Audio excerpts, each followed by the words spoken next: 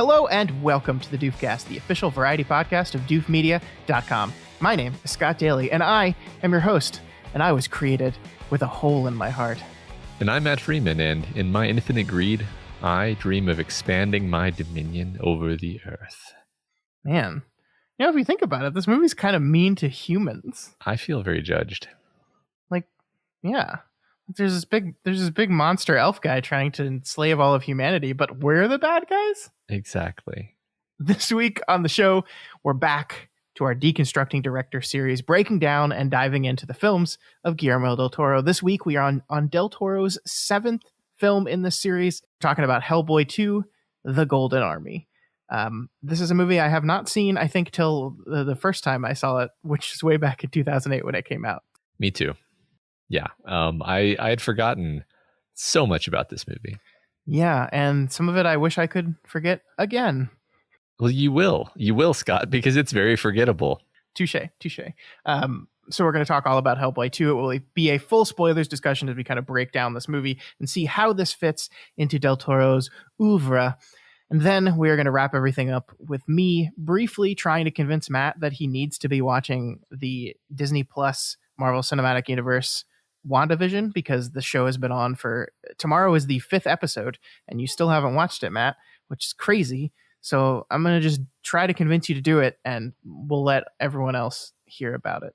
How about that? I mean, that actually makes a lot of sense because, you know, I'm not going to watch it unless you really, really sell me on it.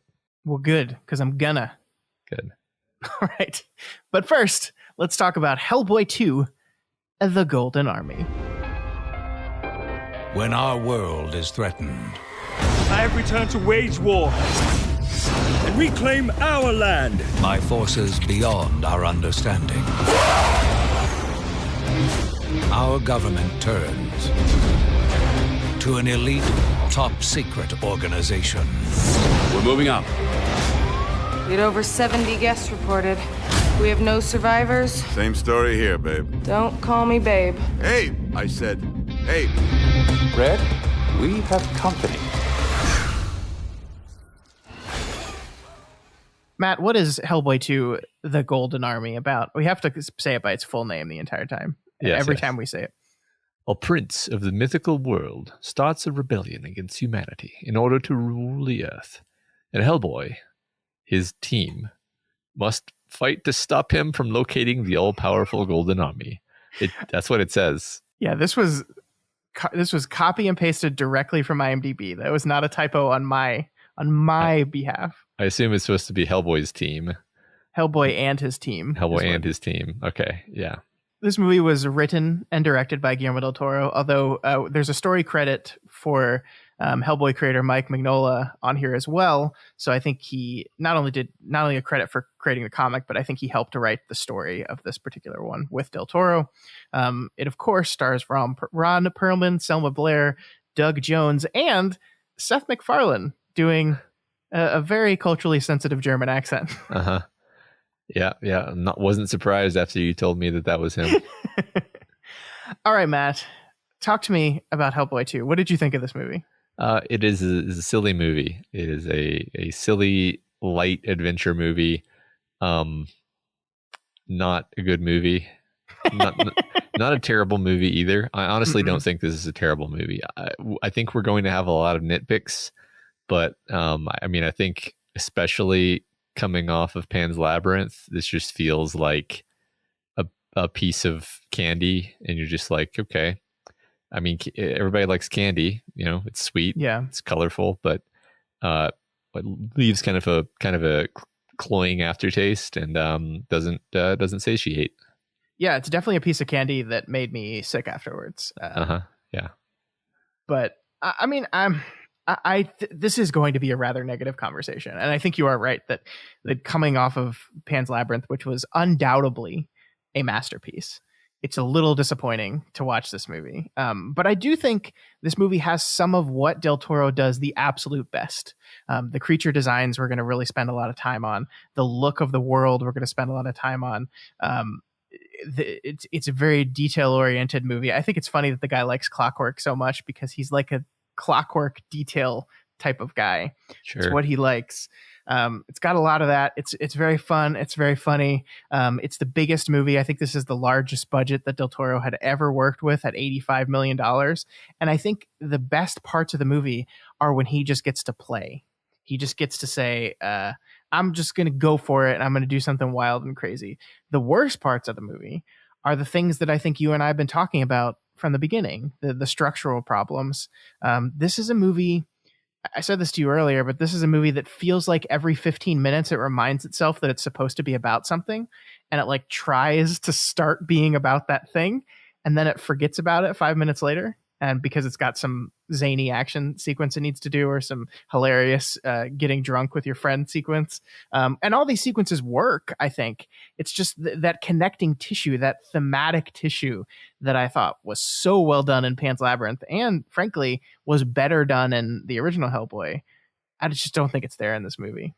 Yeah, I think I think it has a lot to do with the tone being as light and goofy and silly as it is, because when you think about it, the themes of the film are like sacrifice and a love so pure that you're willing to sacrifice everything for it. Like that's the through line. But is it? Well, I know where you're coming at with this, but I don't know if that's actually true. Well, that's the through line as far as the script is concerned, and probably written in a notepad somewhere. That's what the through line is supposed to be, but like does not work at all with the silliness. Like every moment is undercut by either a quip or like a physical pratfall gag. All of the danger is undercut by cheapening it. I mean, this like one example is the big troll guy who works with Nomak. I'm going to call him Nomak this whole episode. We'll get into that. Well, you want to just do that now because he's Nomak? Sure. Nomak. We both realize this is the same actor and the same character, basically, as the character of Nomak in Blade 2. Yes, his name in this movie is Prince Nuada, but he's an actor named Luke Goss, who is in a white makeup with like scars on his face, and he's angry with his father. Wants to kill his father. That does kill his father. Yes, probably screams "Father" at some point in the movie. I didn't realize it was the same actor until you told me, and then I was like, "Oh my god, it's the same guy." And he basically kills his sister too, or I guess more correctly, his sister kills him, which is basically the same thing that happened in the other movie. So a lot of the same ideas from Blade 2, another great film. I mean, I probably enjoyed Blade 2 more than this movie, actually. But I think I did. Okay, we can maybe come back to Nomak, but I wanted to talk about the troll guy because like he's introduced. He's introduced in a way that is intimidating. He releases the little fairy things and they kill all those people. He's kind of a cool design. He's kind of scary. He's kind of intimidating. And then Hellboy defeats him in like a battle that just is increasingly just a silly comedy sequence. And then he gets like squished in a way that's supposed to be funny. And you're just like, oh, that just undermined all of the. And this is like, I'm not against movies having silliness. Like I enjoy, Who Framed Roger Rabbit is a movie that we'll probably talk about at some point. But next week. But this is a movie that can't. So the difference between this and Who Framed Roger Rabbit is that movie like partitions its tone where, okay, now we're being silly. Okay, now we're definitely not being silly, right? It knows how to do that. This movie is just constantly swinging all over the place wildly with no control over the tone. Yeah, and I feel like that's something that Del Toro has managed to do successfully in other movies. And so it was a little surprising to see it done here. I mean, I think you're right. That did not bother me as much as the overall messiness of the structure of the movie. I actually think the troll market is one of my favorite sequences in the movie. I think it's just because it's Del Toro doing Del Toro, right? It's all his ideas being mashed together. I mean, there's like 30 different kinds of weird looking monsters down there. I love that one part where like there's that weird monster looking thing that has a baby growing out of it. Yeah. And Kraus says, is like, have a nice day, baby.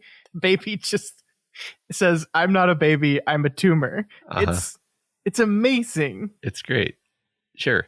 It's great. You genuinely, that's the main thing I enjoyed about this movie is the world and the idea that like literally underneath of our cities are, you know, trolls and goblins and elves and other things where it's like, oh, I don't even know what that is. I don't even know what that's supposed to be. Why is that guy's head a church? That's weird. That's cool. Yeah. I want to find out more about that. And you know, it's one of the rare movies that really makes you, you know, want to know more about its world. Like this is the kind of movie where I might, you know, want to buy like the art book behind it because clearly a lot of really talented people put their heads together. But I mean, unfortunately, I'm going to have to like follow that compliment up with a criticism, which is that in a lot of these scenes where there's amazing visuals on display, I don't know what to look at. Like the screen is so full of incredibly cool character designs and movement and just stuff happening that I don't know what my eyes are supposed to look at, and so the impression is just like confusion, and then the scene moves on, and I didn't even process it, and I don't think that's intended. Like when we were talking about this earlier, I contrasted this with like the Mos Eisley Cantina scene, which is sort of the, you know, cultural touchstone that everyone knows about, where, you know, you're with the character walking into this new environment, and you're supposed to have the impression of like alienness and otherness and being a bit overwhelmed. And the way that movie does it, of course, is a sequence of distinct shots of, you know, these creepy and weird characters sitting around the bar. Whereas this, it's just like, it's like either a wide shot or like a panning shot, and you're just like, that's really cool. Like I know that's really cool, but that's too much. And the movie does this a lot. Like it does that in the underground city. It also does that in a lot of the battle scenes where you don't know what you're supposed to be looking at for the same reason, that like there's just too much going on in the frame for you to know where your eyes are supposed to go. Really sort of mistakes that I didn't like. I thought that Del Toro was better at directing action than he seems to be in this movie, and I kind of wonder what happened there. Yeah, I mean, I guess I'm not saying I disagree with you. I think the troll market scene is absolutely a lot of wide shots and panning shots, but I do think maybe the reason the Mos Eisley stuff works so much on you is you've seen it 700 times, and so you like, I don't know, like there's in the troll market scene, there's the guy chopping the fish, there's the guy throwing trash into, like there are little vignettes and little bits of weird people and people bumping into people. I mean, I agree that the action is not directed too well, especially compared to the first movie and to Blade 2, which I thought just like the choreography of the action was really spectacular. It didn't feel it here. The characters felt like I don't know, did you feel? I felt like in the first Hellboy he was a much more like lumbering presence, and they made him very adroit in this movie in a way that didn't seem to fit with the fact that he's like a giant guy with a huge fucking fist. Yeah, sure. I see what you're saying there. I mean, I think that his character actually just seems quite different in this movie in ways that are not necessarily an improvement. Like he just seems a bit shallower. I don't feel the depth and pathos that I did from the other movie. And I think I think that's the script's fault 100%. Yes. Like, well, the script and just the silliness. He's just a silly, goofy character now. Yeah. But I mean, that's the thing is like there's these powerful moments in the movie, or I think moments that are constructed to be powerful, right? There's a lot going on in this movie about like the environment, let's say, about materialism, about humanity and its greed. There's this war between the magic creatures and humans, because as we said, it joked at the beginning, humans are textually in this universe created with their holes in their hearts. I always like, I understand what Tolkien's doing, but I always love like these fantasy worlds where they're always like, yeah, well, the humans sucked. The one thing we know is that the humans really sucked. Which, to be fair, we kind of do. But also the elves kind of suck in this world because the bad guy was an elf. So we have this creation, and there's all this thing going on about Hellboy has been exposed. He's out in the world now, and people are not being nice to him because he looks like a monster. Like the first movie, this was Hellboy. He would look in a mirror and he would see a monster, and he needed to learn how to accept that he was more than that he wasn't this thing that was created to destroy like he was told he was, or like looking in the mirror made him see. And this movie is, I think, supposed to be a movie about how he needs to get over people's inability to do that same thing. That when people look at him, they see a monster, and he's not doing a very good job with that. There's that whole scene where he saves this baby. He saves this baby's life, and the first thing the mother says to him when he hands the baby back is, "What did you do to my baby?" And everyone gets mad at him. They throw shit at him, and that's a really fun, cool idea. The movie does nothing with it. And it gets so close to doing something with it, I think, because the character of I already forgot his name, so let's call him Nomak again. Prince Nuada. The character of Prince Nuada is a person who sees humanity as these people that will never accept him, that are greedy beyond compare, that will always reject him, and it's not fair. They've ruined the world. It's not fair that they get to exist and we have to live in this underground realm, whatever. And so you can see where the movie's like setting up Hellboy and Nuada to be these natural protagonist-antagonist pair, right? But then the movie never dramatizes the difference between the two of them in any kind of real way. There's no point in which Hellboy makes a different choice to differentiate himself from this person, to make what the theme of the movie is supposed to be clear. I don't know what the theme of the movie is supposed to be. I really don't know. Yeah, I mean, I think there's a lack of quiet moments and a lack of any sort of dramatization, I guess. It seems like a vague term here, but I mean, you can easily compare it with Hellboy 1, where, you know, we take the time to establish his relationship with his father. We paint that picture throughout the movie, and then when his father dies, we have prolonged moment showing his grief over this, and you know, his and the meaning of why this is sad. You know, it's all conveyed, and that is also a movie that's dealing with the fact that Hellboy, you know, he knows that he's meant to be this destroyer, but he also was given the chance to not be the destroyer by his father. Like that movie, very clearly the heart of the movie is his relationship with his father. And this movie, I would say, doesn't really have a heart, and it doesn't ever take the time to ground you in anything that you care about.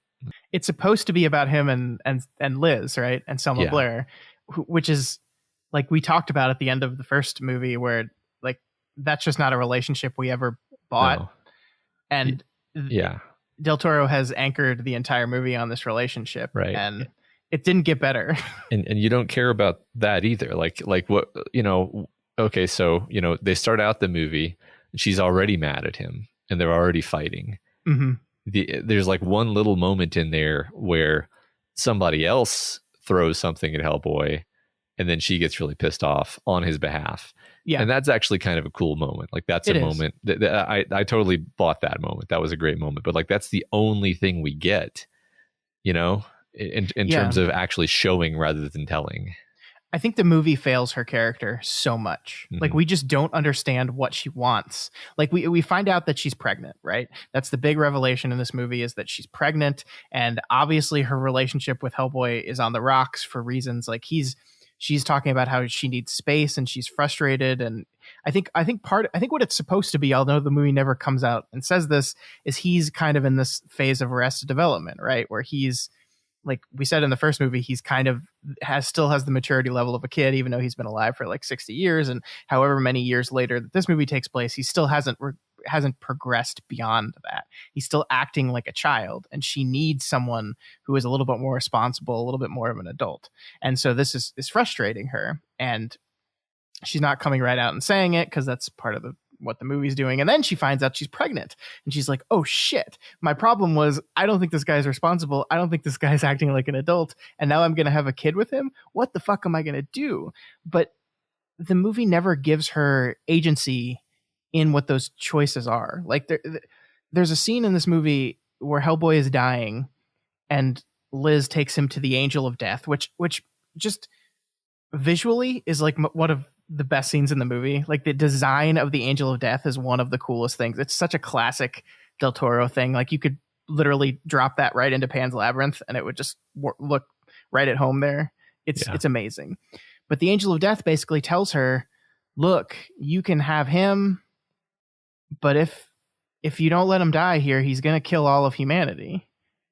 And she just makes the choice. And you don't like that's a big choice. That's a big deal. That's a big thing to thrust on a character and make them decide in a movie. And I just don't feel like the movie earned her choice. Why did she do that?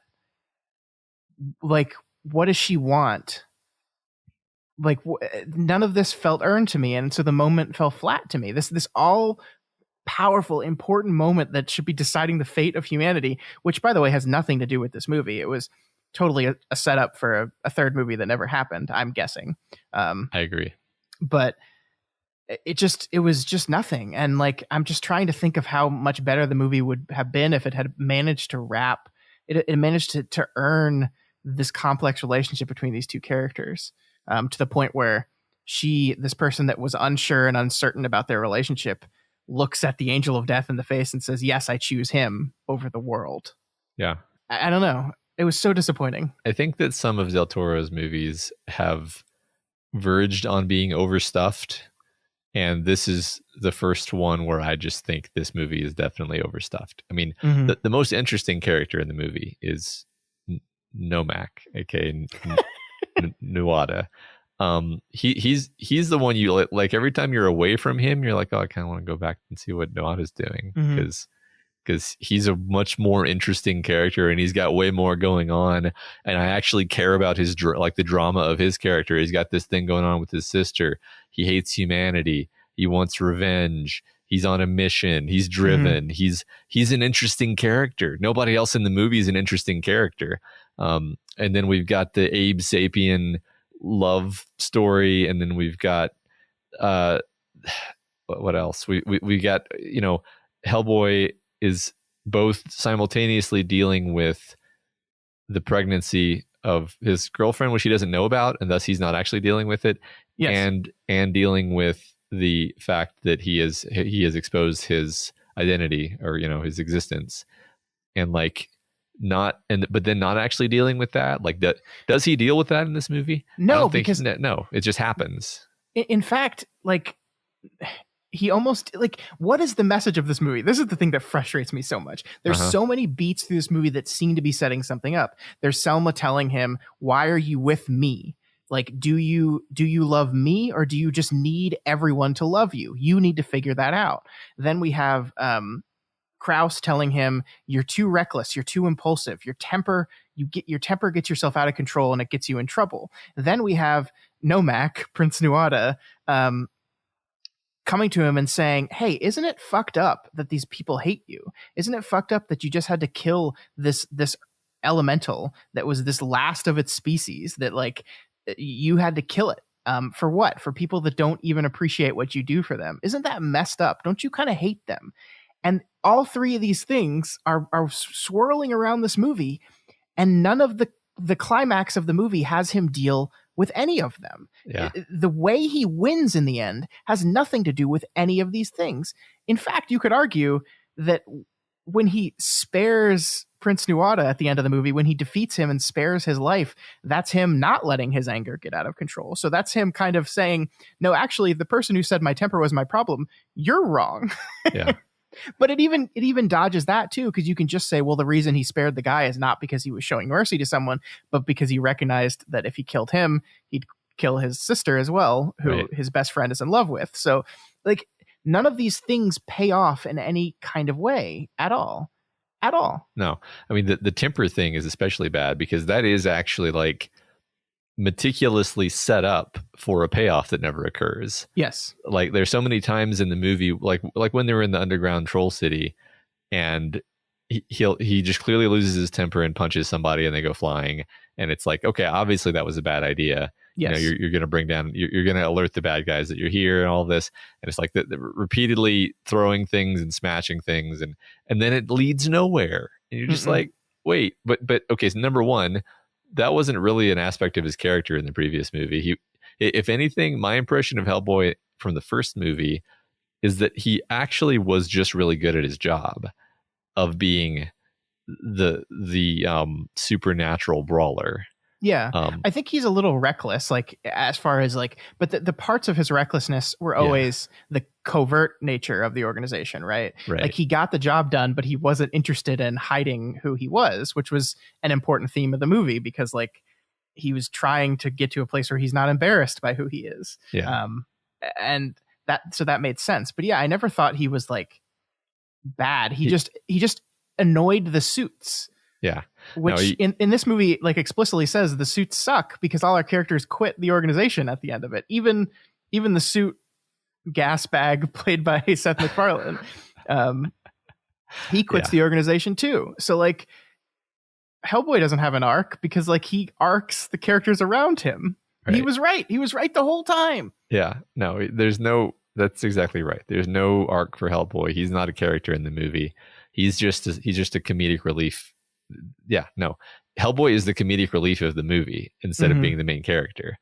He's the guy who gets beat up by a bunch of lockers being controlled by a ghost. Yeah. But then who's the main character? This is the problem the movie has. I mean, if it's anyone, it's Nuada. But there's not enough of it. There's not enough of it. No, there's not. It doesn't work. You're right. I mean, yeah. And then I mean, like the Abe Sapien falling in love thing is like, you either have to do a better job at this and really sell it and really make me care about this, or don't do it. But don't just do it half-ass. It's not that I'm saying you can't do like B plots in movies. It's that if you're going to have this be this important emotional thing, then you have to make sure that it connects with me.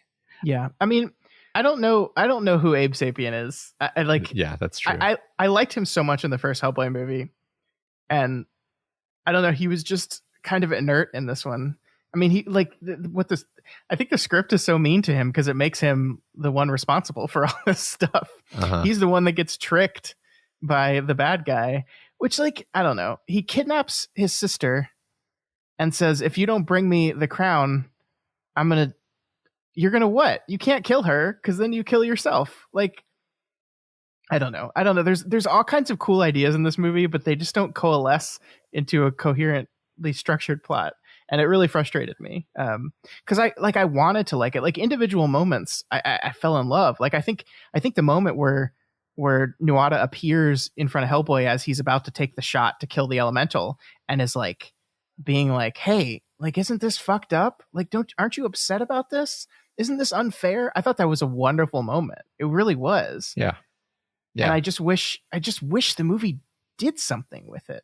Like, what if Hellboy had to make a choice at the end of the movie, actually had to choose between humanity and this underground place? Like, there's all these moments sprinkled throughout the movie that seem like they're building to that. Like when Hellboy is first walking around the troll market, he says, "This is great. Nobody stares at me here because we fit right in. I look like all these people." But that doesn't go anywhere. That's not dramatized with anything. I'm so frustrated. It is frustrating. I mean, I think part of the frustration comes from the fact that like part of me likes this movie weirdly. Yeah. Like I want to just be able to like this movie. Like there's parts of it that's fun. There's parts of it where you see the promise of it. And it becomes frustrating because you're like, this is not really worth watching. Like that's, you know it's bad when you pause the movie because you're like, God, how much more of this is there? And that's what I felt. And like that's a shame because at least it could have been fun, right? Like I didn't need it. Here's the thing. I didn't need it to be life changing. You know, I didn't even need to see, you know, it would have been great if they could have actually sold this great inner struggle of Hellboy choosing his alien side versus his human side and made that connect. But failing that, I would have at least wanted it to be fun. And they didn't do that either. Well, I mean, here's the thing. I mean, we were talking about this last week, right? When we were talking about Godzilla versus Kong and the absurdity of that trailer and how ridiculous that movie looks, but how fun it looks and how I think I'm going to be able to just sit down and have a good time with that movie. The reason why I couldn't do that with this movie is, like I said, because like every 15 minutes, the movie kind of looked through the screen at me and said, Scott, look, we're about to do something really thematically satisfying. And it made me sit up in my seat and go, oh, sweet. I can't wait for this to pay off. And then when it didn't, that's all I can think about. That's all I leave the movie thinking about. I don't leave the movie thinking about the fight between Hellboy and the other guy who had a giant fist, except his giant fist could shoot out because it had a chain attached to it. That's a great sequence. I love that thing. Yeah, that's even a cool thematic look. That's even a cool thematic idea because, hey, this guy has a weird hand just like you, Hellboy. He's a big brute just like you, Hellboy. He's a lot like you. He's kind of like a mirror. You have more in common with this guy than you do the humans. Oh, you squished him and it was funny. Yeah. And you didn't feel anything about it. Okay. Nobody feels anything about anything in this movie, even when people are dying. Yeah, I mean, like I want to, when we get to a point where we're wrapping up, I really want to spend like the last 10 minutes of this conversation talking about all the things that are great because we've been so negative, because there's a lot of great things, but sure. Yeah, I mean, it could have been something more than just goofy Hellboy. And maybe it's not fair of me to say that, but I don't know, like with this kind of project we're doing in particular, we picked this director because we thought this director was one in which we would have a lot to say about the inner workings of his movies. And frankly, we have so far. Like Pan's Labyrinth was a movie that we talked for over an hour on because there was so much detail to talk about. There was so much he was doing both in story structure, in writing, in directing, in lighting, in camera angles, in imagery, like in all these things. Like it was a meticulously crafted movie that he clearly poured his heart into. This just felt like someone said, "You want to do another Hellboy?" And he was like, "Yeah, sure." Yeah. And I think actually the trouble is, if I can overgeneralize a little bit, I think Guillermo del Toro's love of the monster and his empathy with the monster that has been the kind of what the big Del Toroism that's gone through every single one of these movies. I think it actually gets him in trouble here because it muddles the themes a little bit when you're just not sure. By the end of the movie, you're just not sure who the bad guy is anymore. And you're not sure what the movie's trying to tell you about what happened. Yeah. At the end of it. Yeah. Right. Like it clearly is not on the side of the humans because the humans are just jerks to him. And he quits being a savior of humans by the end of the movie. Like this is a superhero movie in which the love interest tells the protagonist, the superhero, you have to choose me or the world. And the movie is like, I choose you, baby. And like on a personal level, that's neat. But like from the perspective of an action superhero film, it's like, oh, so like winning in this movie is saying, fuck those people. I'm not going to save them anymore. I'm just going to go off and live on a farm with my wife, which is fine. But like, I don't know. It's a weird tone. Yeah. She chooses his life over all of humanity's, and he reciprocates. And they lived happily ever after. Lived happily ever after with their two half demon, half pyrokinetic children.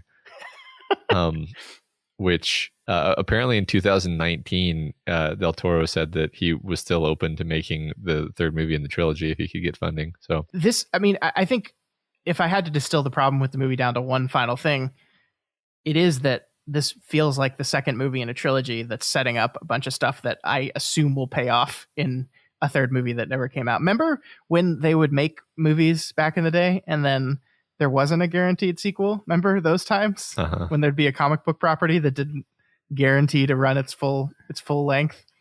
I missed in the halcyon 90s. Days of 2008. Yeah. But right. Yeah, I mean, like so much of this movie is setting up turns like both textually and I think like subtextually setting up things that I assume would pay off in a a climactic third movie. Uh-huh. And that's why this movie feels unfulfilled. That's why this movie feels like we've got all these setups, because I think maybe in Del Toro's head he's like, oh, this is all going to pay off. People are going to watch this trilogy and it's going to be like, oh my God, look, he set up all this stuff in the second movie. But it just ends up making it feel awkward. It's like the scene in Avengers Age of Ultron when Thor like just fucks off to go to a vision pool to learn about the Infinity Stones, Right. which have nothing to do with the movie that they're in right now. Yeah. That's what a lot of this movie felt like. Yeah. Another big problem here, I mean, along the lines of what you're saying, very, very, very closely, is that they really resolved it in the first movie. Like the first movie, his struggle was, okay, Hellboy, you're the destroyer. You're this demonic, Antichrist almost.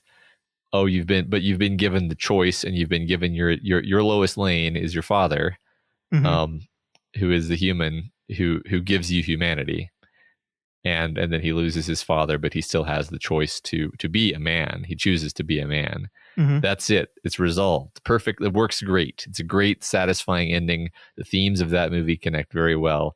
And then it's like, and then we like do this stupid sequel thing where we rewind it. We rewind it to be like, oh, but now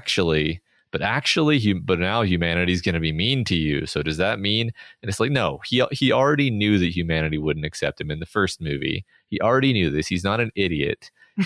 He knows that a man who looks like a demon is not going to be just immediately accepted by humanity. We're reverting his character and making him dumber and more childish so that we can have the second movie.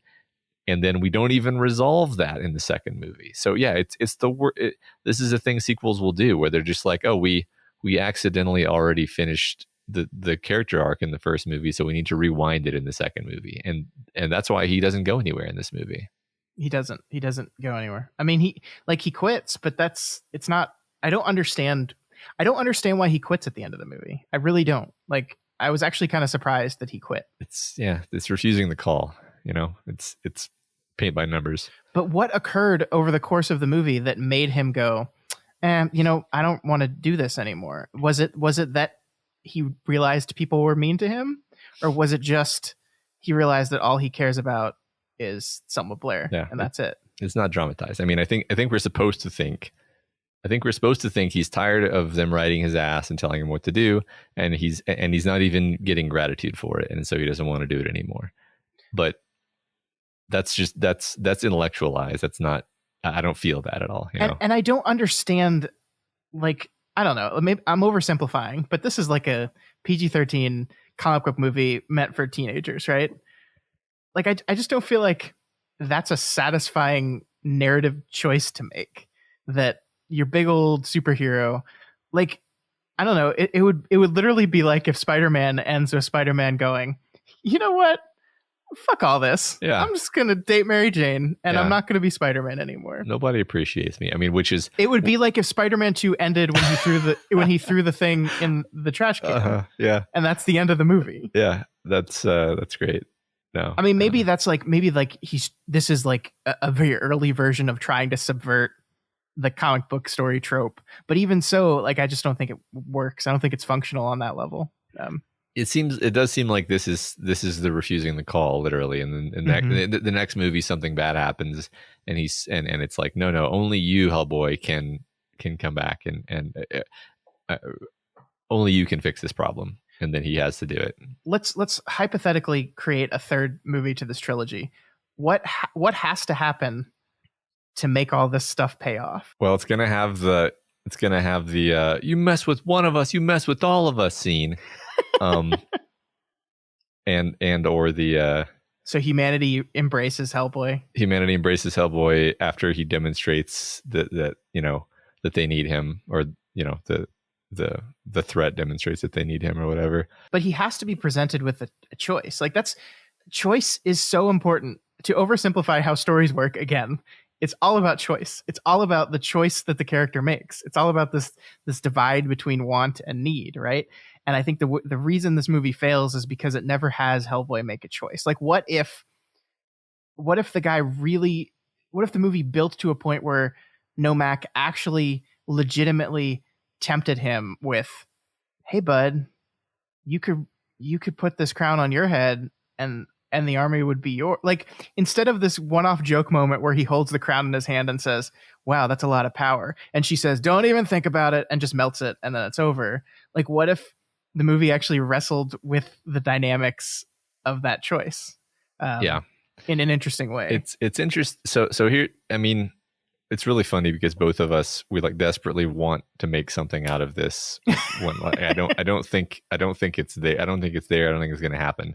But I think what's interesting is, like, you know, what if Hellboy, you know, his potential is to become like the destroyer, right? Mm-hmm. But what if it was like, you know, well, actually, Hellboy, you're not going to be a destroyer. You're going to be like a tyrant. You're going to rule over the humans.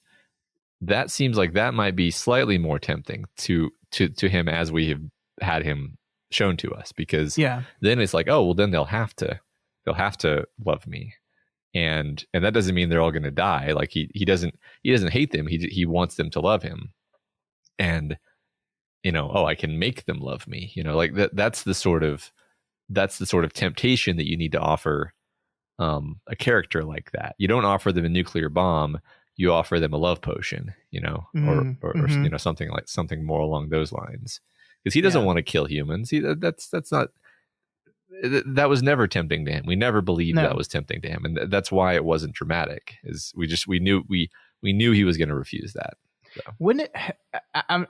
The one thing that I thought was weird about this movie is, like, they talk about there's this truce between humanity and all these underground creatures, right? There's this all-important truce, and one of the reasons why we're so mad at the antagonist at the beginning of the movie is because he's broken the truce by sending these incredible-looking tooth fairy monsters, which I love those. I love the ickiness of a little fairy monster that goes for your teeth first. Like, there's a shot where one jumps on a guy and like lifts his lip up to get to his tooth first. It's so wonderful. Anyway, like, so he breaks the truce by doing this, but like, it seems like humanity is not aware of this truce. You know, so like a truce isn't important if humans are there. No, it's all, but it's just half-assed. But like, what if the choice was here that, like, Hellboy was thrown in between humans and the others in this war, right? What if like there is a group of humans that knew about this truce, felt it was violated, they raise their own army and say, okay, we gotta fucking kill all these people. Like, we've let these fairy tale creatures exist under our bridges for far too long. We need to take them out. And then he's thrown in a situation where, because you're right, he doesn't want to kill humans. But what if he's, the one extremely well dramatized moment in this movie, I thought, was when he didn't want to kill the elemental. He didn't want to have to kill this beautiful creature that was the last of its kind, that was just like this scared newborn thrown into a city and didn't know what to do. So what if he's thrown into this situation where his government organization is saying, you have to kill all these people, or just, this doesn't actually solve any problems directly, but instead of saying, you know, stop the prince, they're saying, no, Hellboy, you need to go get that crown, and then we need to use the crown as a, you know, to protect us against these fae. And then he realizes, like, oh, if I get the crown on behalf of my side, they're going to use it to butcher the fae, and if the fae get it, they're going to use it to butcher us, and then it would actually be kind of a satisfying thing for him to just decide to destroy it at the end, right? Because it's like, and allow him to have the agency to make that choice for himself, instead of Selma Blair just saying, don't even think about it, and just melting it. Right. I don't think that would like fix the movie, but it would be a conflict, which is a thing the movie is missing. Yeah. God, we're being so mean to this movie. I feel bad about this, but I think the reason is because I know Del Toro's better than this, and I know he can do much better than this, and especially after, God, Pan's Labyrinth is such a good movie. I watched it again after I listened to our episode. I watched it again because I love that movie so much, and it's just, this just didn't do it for me. But do we want to spend a few minutes talking about the things we liked? Yeah, please. But let's segue into that by me going through my list of Del Toro-isms. Okay. Once again, like in every other movie that he's made, we've got sort of maze-like architecture, stony, dark settings, and labyrinths. Yes, and yes. I mean, actually, do we have? I don't know if we explicitly have labyrinths, but we have like those sorts of settings. There is not explicitly a maze. Yeah, no. I did really like.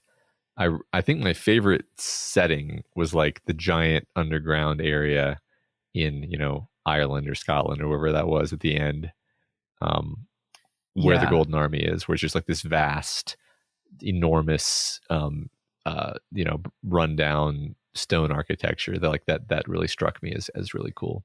Yeah, I mean, they said because they stored the Golden Army there, this entire city died. Yeah. Why? It was cursed. Was it? It was a wasting sickness or something, they said. Okay, whatever. Whatever. Yeah, whatever. We've got the very particular and unique aesthetic of weird creatures that Del Toro likes. Oh my God, there's like 7,000 of them. There's 7,000 of them. I think the most prominent would be the Angel of Death, because that's got a lot of his trappings, but just there's a lot of stuff.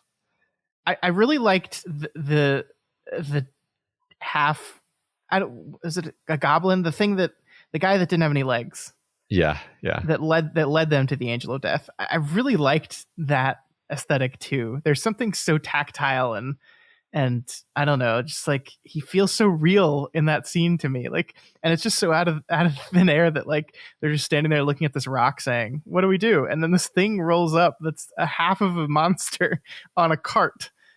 He's pushing himself with these blocks of wood attached to his hand. I mean, that was especially funny because they're just standing there in this like wide open outdoor area, and then he's like suddenly right there, 10 feet away from them. So that was whatever. And then he wants his payment for showing him the place is the thing that they're trying to get out of Hellboy anyway. So it's perfect. Yeah, that felt very fairy tale. That was cool. Yes. But yeah, the Angel of Death with those eyes on its wings were just so good. So good. Yeah. Del Toro. What was your other? Yeah, I read about that. They apparently they recorded the voice twice. Once at low register and once at high register, and then they just mixed them together to create this kind of otherworldly thing. Yeah, I like it. Okay, next we got watches, clocks, and clockwork. There's a lot of gears and spinning things, and oh my God, the title sequence is just a bunch of gears that form Hellboy 2. Yeah, it's I just want to say that's a really cool title sequence. I liked it a lot. Also, the marionette sequence in which the legend of the Golden Army is told in, I thought was really fun. Yes, absolutely. That's awesome looking. That's this animation that makes it look like puppets. It's really great. I really like that part. I mean, that was just completely fun. I wish more of the movie was like that or felt like that, where it was sort of like the dark fairy tale stuff that was more like the first movie. Actually, it wasn't silly and goofy. And the Golden Army itself is basically made of clockwork, also, of course. Yep. Clockwork that I don't know, man. I know they come back together after you shoot them and stuff. But I feel like you drop a nuke on that army, you're probably okay. Yeah. I was gonna say just like pour concrete over them, Yeah. I do think the sequence in which the pieces of the army like collect themselves is just really good Del Toro because it's so detail oriented. Like in so many other movies, it would just be like, and then the pieces all fly back into place. But in this one, like a gear rolls up under like a piece of limb, and then so it's allowed to roll along the floor, and then like the head of one of them turns into a rolling thing for a while so it can roll towards the army person it had, and then he picks it up and puts it on top of its head. It's really cool. It's really cool. Yeah, absolutely. Somebody had a lot of fun making that. Child characters, child protagonists, not really. Unless you count Hellboy. I mean, we also did get a brief young Hellboy vignette at the beginning, so we've got a child character. The special effects in this movie are fantastic.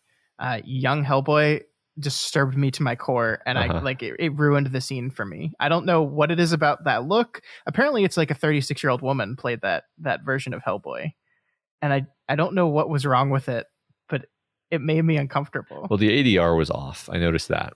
Like the That's mouth is probably part moving of and the it, voice yeah. does not line up, and that like quite badly actually. So I mean, the thing with me is that Ron Perlman in that Hellboy suit is so expressive still. Like Yeah. just the Ron Perlman-ness of him comes through so fantastically. And I felt whatever they did with the younger version of that costume, it was so wooden. His face was plasticky yeah, and just didn't move right. I don't know if maybe they were like, we're not going to spend $1 million figuring this out because it's one scene. So they just didn't spend the time on it. yeah. I really do want to understand how Ron Perlman manages that, because I mean, it's, I guess, the eyes and the body, right? Like it's not a Yeah. mystery. It has to be that, because it's, you can't really use the rest of his face. Yeah, I mean, it's got to be broad and big. He's like, you got to like to make one subtle gesture Yeah. with your eyes, you must like have to like make them as big as they can go. Or when something is disappointing to him, he slumps his whole body. Like he Yeah. moves his Yeah. body a lot, and that's how he does a lot of it. Yeah, I mean, I guess the answer to the question is how does Ron Perlman do it? Is he's an incredible actor that Right. knows how to use every piece of himself to really sell a performance. I think you might be right. Yeah. Let's see. We've got misfits in an oppressive system. That's what every Del Toro movie's about. Oh yeah, Obviously, this again, they're all misfits. same as in Hellboy 1, obviously. Mhm. And the one that we added last time was horrible facial injury, which was very prominent in Pan's Labyrinth. And here, I think mainly manifests in the Tooth Fairies trying to rip people's faces apart. Yeah, but also people get cut on the face a whole bunch of times. They do. Yes, that's Like true. anytime someone throws something at someone else, it's going to cut them across the face. Yeah. And anytime, like, I loved when Nuada like held a knife up to Nuala's neck, and not everyone. I feel like everyone in the movie should have just been like, Do it. Yeah. "Come on, dude, we know you're Right. not going to do it." Right. I know. That was yet another moment of like breaking you out of the movie, because you're like, no, okay. I think that twin thing is such a fun idea. Like, it's not the first time it's been done. It's such a fun, cool idea, and I feel like they used it in the least interesting way possible. Like, wouldn't it be crazy if the final fight between Nuada and Hellboy was like intercut with her like punching herself in the leg to give herself a dead leg? Yeah. So he'll like trip Right. at the wrong, like, Yeah. there's so many cool things you could do with it, and just have her decide at the end, okay, I'm just going to stab Yeah. myself. Or stab herself through the hand, try to make him drop the knife. Yeah. Something, which, whatever. I guess she had to die for some reason. She had to die because It's the Abe only way to Sapien- stop. It's the only way to stop him. It's the only way to stop. him. Okay, whatever. We can't let Abe Sapien be happy. Yeah. That's the this- important thing. Hey, question about Abe Sapien. Uh-huh. He gets teased at the beginning of the movie for the toilet bowl he has on his neck, right? Uh-huh. And then he Which just is- stops, Which is his breathing apparatus. which he needs. But then he puts contacts in, and I Uh-huh. guess he doesn't need to breathe anymore. Are the contacts also No. breathing? No, they just decided that they didn't want to go with that character design anymore, and so they stopped. Okay. I thought like I actually like rewound it and like paid close attention when he put the contacts in to see if maybe like, because like in his old apparatus his eyes would be filled with liquid, right? Like he would be wearing the goggles over his eyes and they would be Right. filled with liquid. So I was like, okay, so his whole face is filled with, so maybe the contacts are some new technology that'll lets him breathe. But no, he just doesn't do that anymore. yeah, we just didn't want him Yeah. to do that. Yeah, it's 'Cause kind he needs to have big expressive eyes so he can fall in love. yeah, and he looks cooler and sleeker now. We didn't want to. Yeah, no, that was annoying to me also. Like the first movie clearly established that he's a water creature, and if he needs a breathing apparatus. Yeah, I mean, so much so that like he doesn't read his own books. He has his Right. dad turn the pages for him while he hangs out in this tank. Exactly. And now he just walks around with his gills exposed to the air. It's fine. It's fine. It's fine. Totally fine. He fell in love All right. and he got a new voice because David Hyde Pierce did not do the voice for him anymore. So that was supposed to be our transition to talking about the stuff we liked, wasn't it? It was. But can I say the story of why David Hyde Pierce didn't do this role anymore? Yes, please. Because it's actually kind of funny. because like they paid him a lot of money in the first movie, because they thought it would bring people to the movie, because I think this was like in the middle of Frasier time, where Frasier was like one of the biggest shows on the planet, and so everyone was in love with Niles Crane, and so his voice being in this movie would bring a lot of people. But he was like, he watched Doug Jones, who played Abe Sapien, like was the guy in the costume, and he thought like that guy did so much for the character. He worked so hard on it. The character was him, so I don't want to take credit for it. So David Hyde Pierce removed his name from the credits for the movie, and so they weren't allowed to use his name in any of the marketing or anything at all. So in the next movie they just said, fuck it, Doug Jones, you get to be the voice too, and so that's his voice for Abe Sapien this time around. It's funny because there's some scenes where the voice sounds so similar that you're like, hold on, is that the same guy? I feel like he's just trying to do a Niles Crane impression at times. Yes. And he's obviously not Niles Crane, so he can't do it perfectly. So sometimes you hear it more than other times. I think you're right. Okay, but yes, stuff we loved. What did you love about this movie? I mean, a lot of the visuals are things that just stick in your head, and you want to just stare at them. I really did like Nuada. Like I like his character design. I like his, he's sort of a character that belongs in a different movie. Like he's this creature of suffering and pathos that you just like. That's I just want more of him, actually, and I really liked him. And this is what I meant by Del Toro's fascination and love of monsters blows up in his face here, because I agree with you. In a lesser movie, in a different director's hands, that character just wouldn't have been characterized that way. It's just like Del Toro sees these creatures, these people, and like pities them and empathizes with them. Like that's just who he is, and I love that about him. But in this case, it makes this character feel like it's in a different movie. You're absolutely right. Yeah. How about you? What jumps out to you? I mean, I did love the Tooth Fairy sequence at the very beginning. I think that is when the movie feels most like Hellboy 1, when it just has our characters going into this creepy building, and there's like the viscera of hundreds of dead rich people that they're walking through, and then these little tiny creatures that are like flying piranhas in some ways. I thought that scene was really cool. I loved the getting drunk sequence, actually. I'm still kind of confused by some things by it, because like Liz comes up to Hellboy and says, "Don't be mad, but I'm going away for a while. I just can't be here." And then he gets drunk because she told him that. And then in the next scene, she's sleeping in their bed. So I didn't like, was she just in the morning she was going to leave? She's just like, I guess that's what it was. But she's just kind of a jerk. So she was just trying to make him feel bad that she was leaving, I guess. But no, I loved the two of them. I love those two characters, Doug Jones and Ron Perlman, just like playing drunk. I thought that was really funny, and I enjoyed it. And they're singing songs. Was one of them Barry Manilow? I think there was a Barry Manilow song in there. It was really fun. It was really fun. Yeah, I agree. I like that sequence. I actually, kind of cared about them in that moment. And the movie's actually really funny at times. Like I loved Hellboy's hatred of the German guy, because he has a very Nazi specific past. So like he's just not comfortable with any of it. Like there's a moment that happened almost too fast. I didn't even catch it the first time I watched it, was where Johann Kraus introduces himself, and he says Kraus, Hellboy says Kraus wrong. And Johann says, no, it's two S's. And Hellboy is just like, SS. And it's really funny. Yeah. But it almost like happens so fast you miss it. Cause I didn't hear it the first time. No, it is funny. I mean, I think there are some moments where it's trying too hard to be funny, but then there are some moments where it just actually is funny. I agree. I agree. Like I did laugh. I think Johann's a pretty fun character. I do think it's weird. Speaking of our whole, this movie is just setting something else up. I do think it's weird. There's a scene where he like hands Abe a ring and says like, "I do know what it's like to lose someone you love.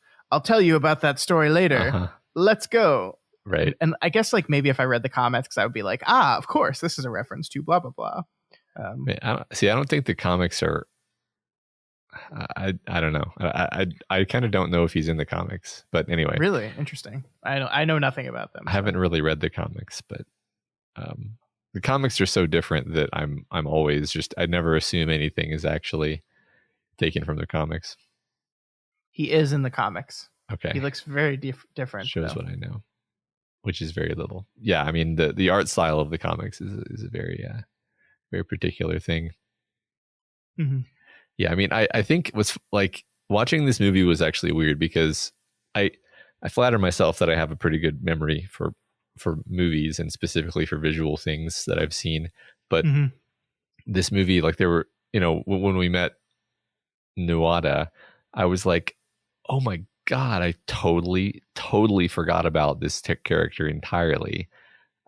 Which that's kind of unusual. Like to watch a movie and really realize that you've forgotten the entire movie, I think is unusual for me anyway.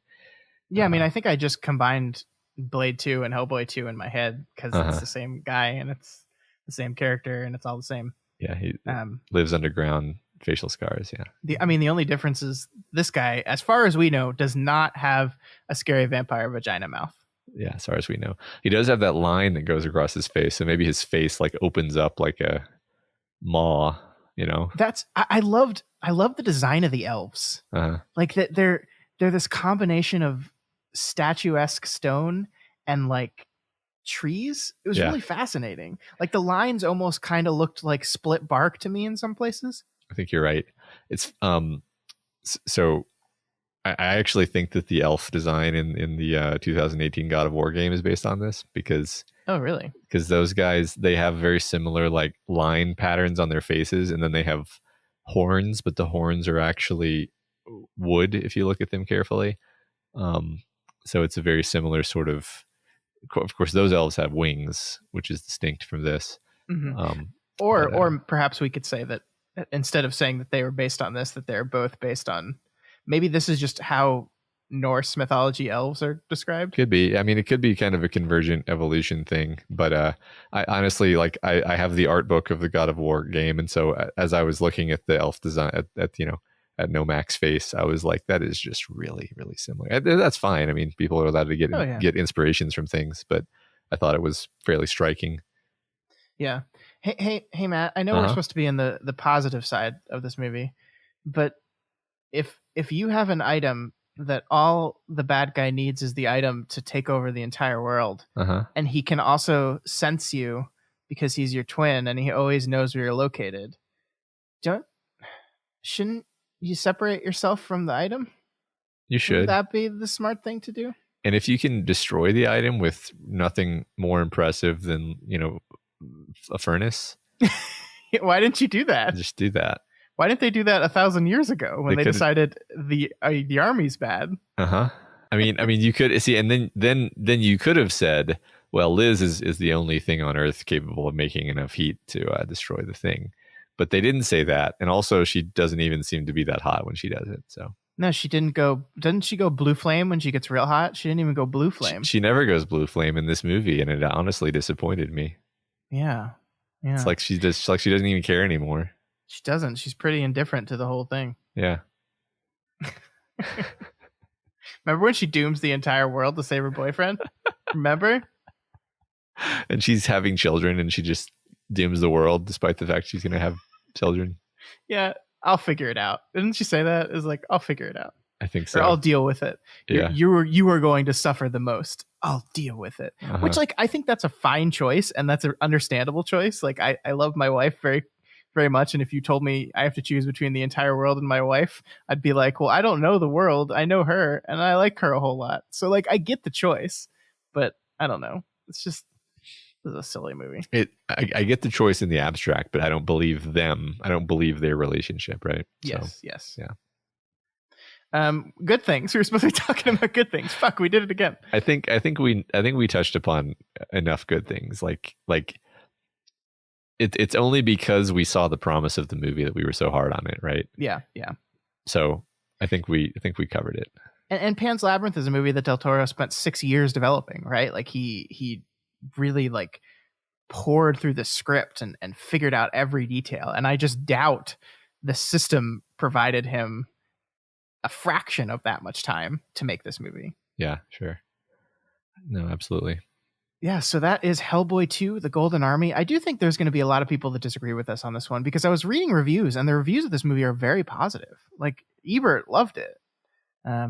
He thought it was great. He thought, like, and I do think maybe if we weren't reviewing this for a Deconstructing series, we might have had way more positive things to say about it. It's just like when you're trying to dive into who the director is and what they're doing, I feel like this movie didn't want to let me do that, and I got mad at it. Yeah, I mean, I think you and I both like to talk about themes and like to talk about setup and payoff and like to talk about character.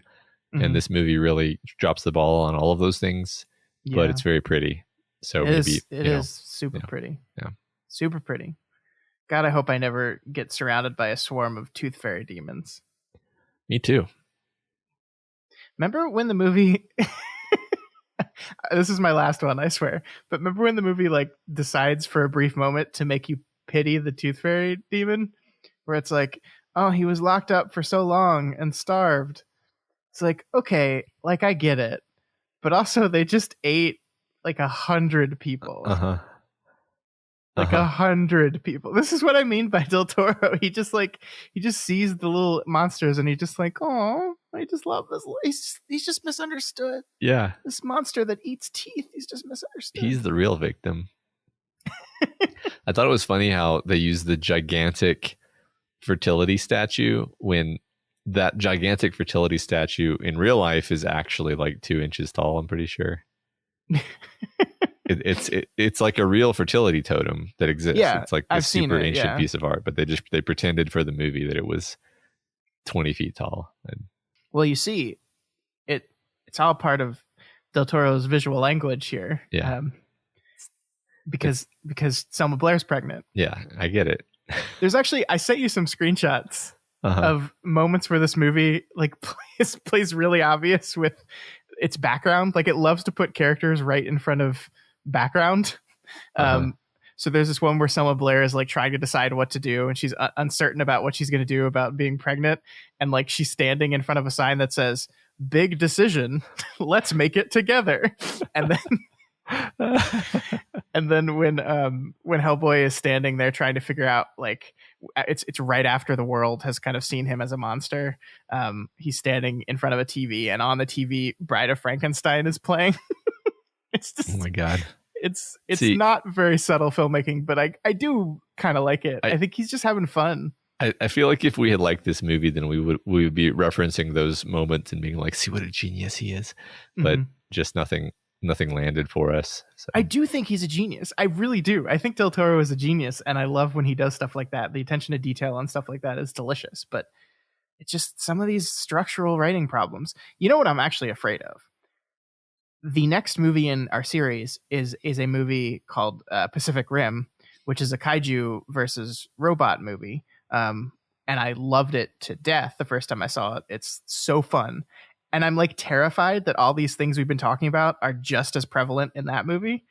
And my love of it is going to take a hit when I sit down to watch it for the show. I'm like really legitimately concerned about this because I loved the action in that movie so much. It's so fun. Yeah, I feel like we might be okay, but I do want to say that this is the first time we've been doing a Deconstructing series that I've felt like it was hurting my enjoyment of the movies, possibly, because when you watch all of the Del Toro movies in a row, you really see the Del Toro tics and themes and choices, and you just like, you notice them so prominently that it takes you out of the movie. And I don't think that's been a problem with me with other directors before.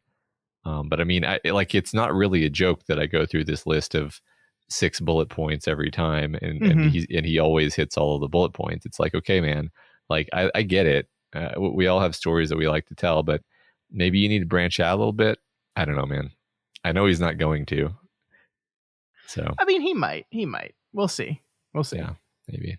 All right. Well, that is Hellboy 2, The Golden Army, a movie we didn't like very much, but hopeful for the future. We still got 3 to go. Still got 3 movies to go in this series. So I'm excited about all three of them. Me too.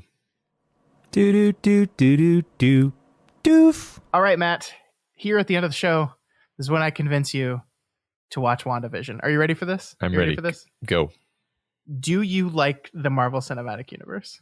Yes. Do you like Wanda Maximoff? Yeah. Why aren't you watching this show? I like Wanda Maximoff. Let me think. I like her character in Infinity War. She's not really herself in Age of Ultron. She's like a different character. Yeah, she hasn't quite found herself yet. Yeah. So, okay. I really want to be as vague as possible talking about this. I think what I'll do here is I will spoil the first episode, right? Uh-huh. By telling you the conceit of the show. So the conceit of the show is Wanda and Vision are in classic American family sitcoms, right?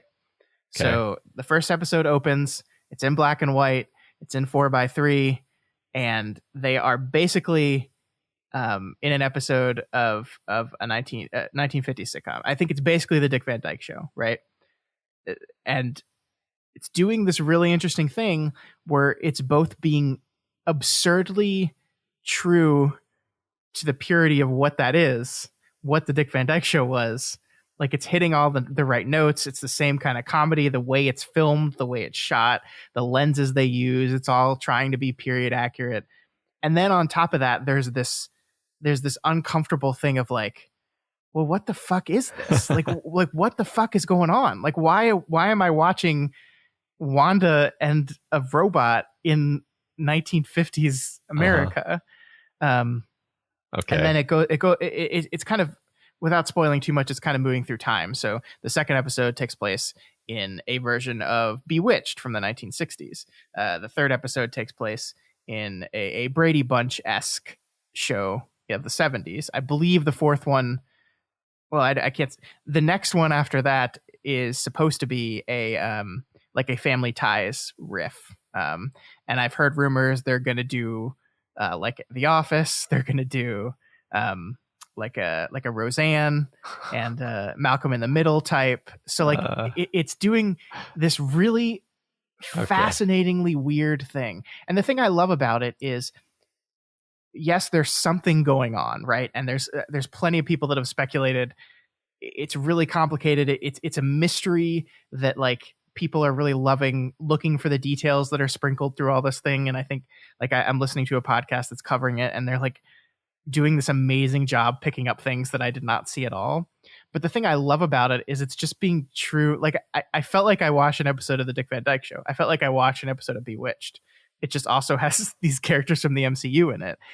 And I can't help but love it because like what an interesting thing to do in this giant blockbuster Disney property, right? Like it's just this weird one-off show that's exploring these characters through the lens of American sitcoms that I grew up watching. Like, I don't know if you watched Nick at Night as a kid, but like Nick at Night when we were kids was like all these, it was like 60s and 70s sitcoms. Like that's what it was. And apparently Nick at Night now is like Friends, which is really weird. It's really weird. It's like all the stuff was coming out when we were little kids, which is just, it makes you feel real old. But I mean, it's just like they've just carried on what they do. But I watched all these shows all the time when I was a kid. Like I watched the Brady Bunch on Nick at Night all the time. I watched the Dick Van Dyke Show. I watched Bewitched. For whatever reason, like it's just you're watching Nickelodeon and Nickelodeon ends and you're still playing with your toys and then another show's on. And so you end up just watching it. And I don't know, like there's just something so fun about the purity and the seriousness with which they're doing this. And it really is just a method of telling a Marvel story, but their commitment to it really just is blowing me away. I think it's so much fun to watch. Yeah, I think you sold me. I mean, you made it sound really fun, and I just enjoy the way you portrayed. Like, I guess I was kind of imagining that it was going to be like mostly like sort of trying to shoehorn superhero stuff into into these sitcom scenarios, and it sounds more like it's just the sitcom scenario played straight, except for some reason Wanda and Vision are there. And yeah, I mean, the fun thing is like they can play off the superpowers aspect of it, because like that's kind of what Bewitched is, right? Bewitched is a family sitcom, but one of the people is a witch, and so they're trying to keep that a secret, right? Right. And so like it's like, how can I use my special witch powers to get out of this zany situation we're in? But it's just a normal situation. Like it's like in an episode, Vision gets drunk, only he's not really drunk. It's just like something's trapped in his gears inside of himself, so it's making him act like he's drunk. And it's like, oh no, Wanda, we don't want everyone to see that Vision's drunk. How are we going to get out of this? And so it's just, it's so fun. It's so fun. Yeah, I mean, so honestly, I don't really have the nostalgia for those old shows because I, for whatever reason, did not watch Nick at Night. But I think I still get the appeal. I will watch this. I think I might try to watch it with my kids, and if they don't take to it, I will just watch it myself. I'm really, you have to check back with me on that, because I'm very curious to see if these old sitcoms are universal in that it's just like goofy family fun that works at any age, at any time, or if it's just, they're just going to roll right off of that stuff. Yeah. I mean, their media diet is so like YouTube heavy that I don't even know if they'll be able to process it, but we'll see. I will say I'm loving the show so far. It's really great. The 4th episode kind of breaks the conceit of the show so far to maybe like spend a little bit more time explaining some pieces of what's going on. I think literally the episode is called Pardon the Interruption, which is just hilarious. I do think the show is kind of going to carry on where like the first episode is like 95% just a sitcom, 5% what the fuck's going on. The second episode maybe like 80% sitcom, 20% what the fuck's going on. And I think it's going to bum me out a little bit if the show gets to a point where it just totally flips, where it's only like 20% sitcom, 80% what's going on. I do think that would bum me out a little bit if that's where it eventually gets to. I mean, my suspicion would be that they have a plan for how it's going to end. Yes. And then the ending will probably, I mean, this is me. I know nothing about it, but I would guess that it ends with them, breaking back into the real world and, being alive again, basically, somehow. Wow. But who knows? Who knows? I've got some ideas. I do. Okay. Well, I'll have to watch it so we can talk about these ideas. I know this is why I'm trying to sell you on it, because I really want to talk about all this stuff with you, and that sounds fun. Can't. So this is my selfish trying to get you to watch this so I can talk about it. Very well. So that's WandaVision. It's playing on Disney Plus right now. As of the release of this episode of the show, there will be 5 episodes, I think, of 10. So we're about halfway through, but I haven't watched the 5th episode yet because it's not out yet when we're recording this. But that's WandaVision, Disney Plus. Everyone should watch it. All right. And that is going to do it for us this week. If you have any opinions on Hellboy 2, The Golden Army, which I'm sure you will, I think we're going to have some people disagree with us on this one. So I look forward to hearing those opinions, because I want you guys to make me fall in love with this movie that I did not like very much. Or if you have some opinions on WandaVision, you can reach out to us via email at doofmedia@gmail.com or on Twitter @doofmedia. And of course, you can always go to our Doof Media subreddit. That's r/doofmedia. There will be a post for this episode where you can chat all about what you thought. So do that. Yeah, the subreddit has been active lately. I've been posting goofy memes. It's great. Anyway, yeah. If you're not already subscribed to this podcast, we encourage you to do so and ensure you never miss an episode. You can find us on iTunes, Stitcher, YouTube, Google Play, and pretty much anywhere else podcasts can be found. And you can find this and all of our shows over at our website, doofmedia.com. And if you like what we do here and want to support us, consider becoming a patron of Doof Media. You can head on over to patreon.com/doofmedia and donate at $5 to get some cool bonus content. There's actually a bunch of different levels you can donate at to get a bunch of cool different kinds of bonus content. So head on over to patreon.com/doofmedia and check that out. And don't forget, this Saturday, the 6th of February, that will be tomorrow if you're listening to this the day it came out, Our game club is meeting once again. That's where Ruben and Elliot get together to talk about a video game chosen by our patrons. They're going to be talking about the 2D platformer Celeste on Saturday. So Saturday, 9:30 p.m. Central Time on YouTube. Chat about Celeste. Game club. Do it. Yeah, it's fun. It's fun to hang out. Even if you haven't played the game, it's fun to hang out.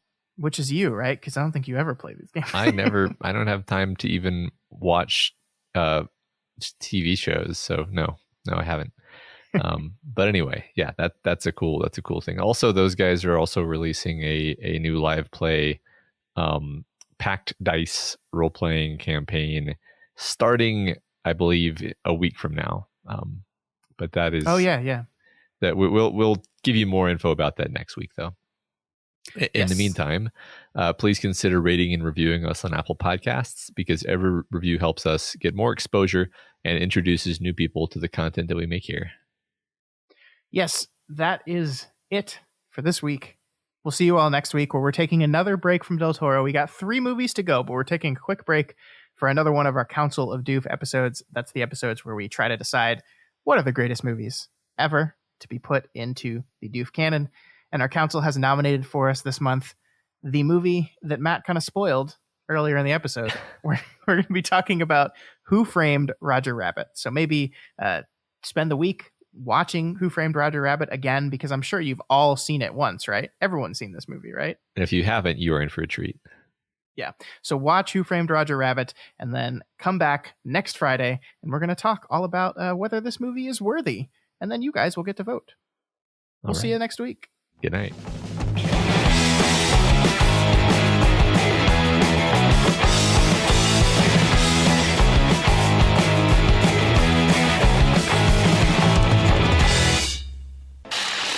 My name is Doof, and you'll do what I say. My name is Doof, and you'll do what I say.